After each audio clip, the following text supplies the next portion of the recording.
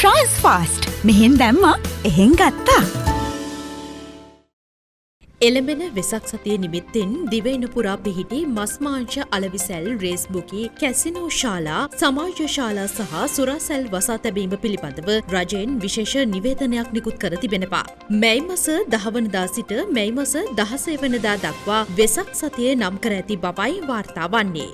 ඒ අනුව මැයි මාස 12, 13 සහ 14 යන තෙදින පුරා දිවයින පුරා ඇති මස් පිණිස සතුන් ඝාතනය කරන ස්ථාන මස්මාංශ අලවිසැල් සහ සුරාසැල් වසා තැබෙනු ඇති.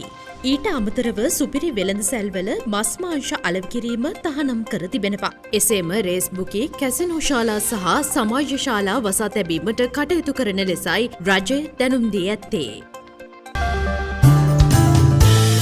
යුරෝපයේ ඉඳලා ලංකාවට මොහොතින් සල්ලි යවන්න තියෙන ආරක්ෂිතම සහ පහසුම ක්‍රමය ගැන ඔබ දන්නවද? ඒ තමයි Tries fast. මෙහෙන් දැම්මා එහෙන් ගත්තා.